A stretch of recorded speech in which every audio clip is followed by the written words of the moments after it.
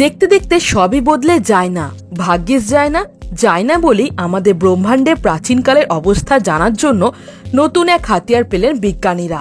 একটি ছায়াপথ বা গ্যালাক্সি, যা ফসিল বা জীবাশ্ম হয়ে যেন টিকে আছে কয়েকশো কোটি বছর ধরে।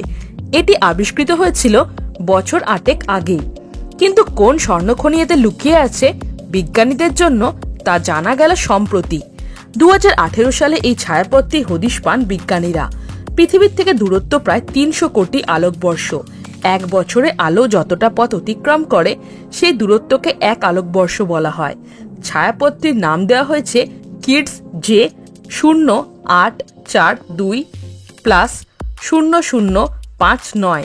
মহাকাশ জরিপ করার সময় ইউরোপীয় জ্যোতির্বিজ্ঞানীরা ছায়াপথটি খুঁজে পান। সেই বিশেষ জরিপ প্রকল্পটির নাম ছিল কিলো ডিগ্রি সার্ভে কিডস। সেই থেকে ছায়াপথের নামকরণ। আবিষ্কারের পর থেকে আমেরিকার অ্যারিজোনায় মহাকাশ পর্যবেক্ষণ station large binocular telescope LBT থেকে ছায়াপথটির ওপর অবিরাম নজর রাখা শুরু হয়। ছবি ধরা পড়তে থাকে টেলিস্কোপে। আন্তর্জাতিক গবেষক দলের নিরীক্ষণের শেষ পর্যন্ত জানা গিয়েছে প্রায় 700 কোটি বছর ধরে একই রকম প্রায় অবিকৃত অবস্থায় রয়ে গিয়েছে ছায়াপথটি। এতে আগ্রহ বেড়ে গিয়েছে বিজ্ঞানী মহলে। বিজ্ঞানীরা মনে করেছেন 700 কোটি বছর আগে এই ব্রহ্মাণ্ডের দশা কেমন ছিল তার একটি গুরুত্বপূর্ণ সূত্র হয়ে উঠতে চলেছে এই ছায়াপথ।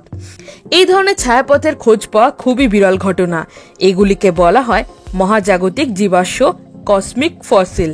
ডাইনোসরদের মতো বিলুপ্ত হয়ে যাওয়া প্রাণী বা বহু হারিয়ে যাওয়া উদ্ভিদের জীবাশ্মই তাদেরকে জানার একমাত্র উপায় এখন। মহাবিশ্বের জীবাশ্ম তেমনই তার সুদূর অতীতকে জানার অন্যতম বড় উপকরণ। এরা যেন ডাইনোসরের মতোই ফসিল হয়ে বেঁচে রয়েছে ব্রহ্মাণ্ডে। একটি ডাইনোসরের জীবাশ্ম যদি প্রাণী জগতে বিবর্তনের সাক্ষ্য বহন করে, তবে এই ধরনের ছায়াপথও মহাজাগতিক বিবর্তনের প্রামাণ্য দলিল। ছায়াপথের জন্ম হয় কিভাবে? কোটি কোটি নক্ষত্রমণ্ডল মিলে একটি ছায়াপথ। কত ছায়াপথ আছে এই ব্রহ্মাণ্ডে? অন্তত 10,000 কোটি। বিজ্ঞানীরা মনে করেন এই সংখ্যা 2 লক্ষ কোটিও হতে পারে। ছায়াপথের আদিকাল কেমন ছিল তা বিজ্ঞানীদের কাছে স্পষ্ট নয়। প্রচলিত ধারণায় বলে আমরা এখন যে ছায়াপথগুলোকে দেখি সেগুলি আসলে ছোট ছোট কিছু ছায়াপথ জুড়ে তৈরি হয়েছে। প্রতিটি গ্রহ, উপগ্রহ, নক্ষত্র কোনো না কোনো ছায়াপথের অঙ্গ। যেমন আমরা থাকি আকাশগঙ্গা মিল্কি ওয়ে ছায়াপথে। আমাদের সূর্য এই ছায়াপথের একটি মাঝারি মাপের নক্ষত্র বা তারা মাত্র। আকাশগঙ্গা নক্ষত্রের সংখ্যা অন্তত 10,000 কোটি। এই সংখ্যা 40,000 কোটি হতে পারে বলেও বিজ্ঞানীদের অনুমান। বর্তমানে বড় বড় যত ছায়াপথ রয়েছে সবগুলি সুদূর অতীতের একাধিক ছায়াপথ মিলে গিয়ে সৃষ্টি হয়েছে, অর্থাৎ বিবর্তিত হয়েছে। এই ছায়াপথ কেন আলাদা? অন্য ছায়াপথগুলোর বিবর্তন হলেও কিডস J0842+0059 কোনো বিবর্তন নেই। অন্তত গত 700 কোটি বছর ধরে একই রকম থেকে যাওয়া ছায়াপথটির চরিত্র বিশ্লেষণ করতে পারে আদিম গূঢ় রহস্যের অনেক কিছু বিজ্ঞানীদের নাগালে চলে আসতে পারে। বিগ ব্যাং বা বিরাট বিস্ফোরণ তত্ত্ব অনুযায়ী এই ব্রহ্মাণ্ডের জন্ম প্রায় 1400 কোটি বছর আগে। কিডস যে কোটি বছর ধরে অপরিবর্তিত, অর্থাৎ স্থানকালের জন্ম থেকে এই পর্যন্ত সময়কাল তার মোটামুটি মাঝামাঝি সময়ের ছবি ধরা দিচ্ছে এই ছায়াপথ থেকে। এই সময়ের ছায়াপথ কেমন ছিল তার একটি ধারণাও এটির থেকে পেতে পারেন জ্যোতির্বিজ্ঞানীরা। এই ছায়াপথের আকার, সেটির ভর সহ বিভিন্ন তথ্য ইতিমধ্যে জরিপ করেছেন মহাকাশ বিজ্ঞানীরা। তাতে দেখা গিয়েছে একই ভরের অন্য ছায়াপথগুলির তুলনায় এটি কম বিস্তৃত। তাছাড়া ছায়াপথটি তৈরি হওয়ার পর থেকে এটিতে খুব বেশি নক্ষত্র সৃষ্টি হয়নি। অক্সফোর্ড বিশ্ববিদ্যালয়ের গবেষক এবং এই গবেষক দলের সদস্য চিয়ারা স্পিনিওলোর কথায় মহাবিশ্বের আদিকালে যে ধরনের আবিষ্কৃত ছায়াপথ ছিল এটা অনেকটা সেই রকমই। সম্প্রতি রয়্যাল অ্যাস্ট্রোনমিক্যাল সোসাইটির সামরিক পত্রে নতুন গবেষণাটির কথা প্রকাশ হয়েছে।